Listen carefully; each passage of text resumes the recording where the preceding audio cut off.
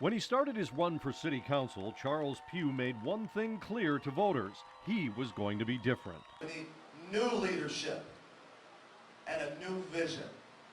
Pugh and you changing Detroit.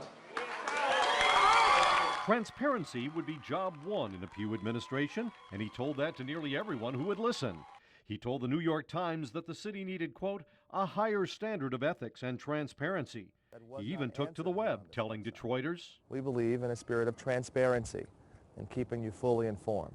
But when the Action News investigators pressed Pugh about a nonprofit fund he started last March, the Pugh and You Fund, the council president changed his tune. You promised transparency when you were running for office, and yet your staff tells us you don't want to disclose and won't disclose the donors or the specifics of where the money is spent. How can that be transparency? Well, we're going to report the names, to the IRS. But not to the public. Well, let me just say this.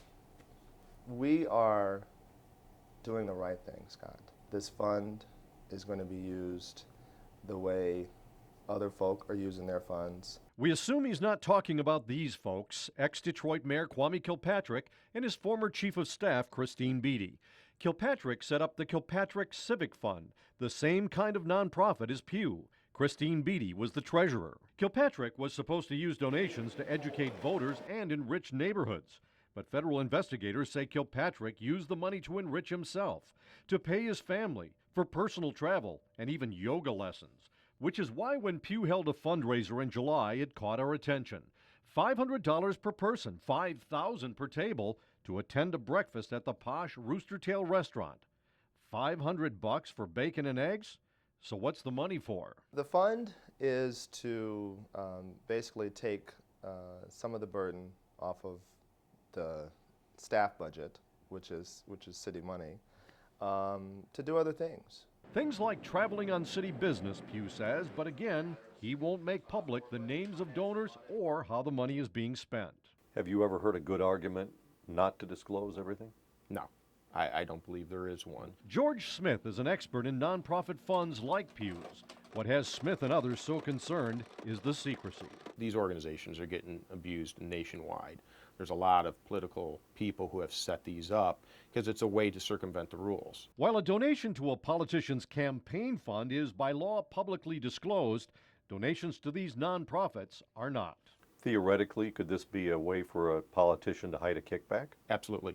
Absolutely, it's a way to hide a kickback. If you're not getting a tax write-off, you better believe in the heart or you're getting something else that we don't know about. Some of the people who came to your breakfast were owners of topless bars in the city. I think so. Yeah. You don't find that troubling? Why would that be troubling? Well, because they're in the middle of this big, huge debate. Their business is under fire by new rules. City council, has control of their fate to a degree. We've already passed that ordinance. But it's still out there, right? And it was not as strong as it was originally intended to be. It was way stronger than some people wanted it to be. So who else paid $500 for bacon and eggs? Pugh won't say. But as my producer was leaving Pugh's office, he spotted this big birthday card signed by donors at the birthday bash and others. Hold on just a moment. Hold on. The councilman who preached transparency wasn't feeling so transparent. He grabbed the card and whisked it away from our cameras. This would be giving you the list. Why wouldn't you want to tell everyone? That's part of the price you pay for tax exemption, is to show everyone, lay down your cards and show everyone what you're playing.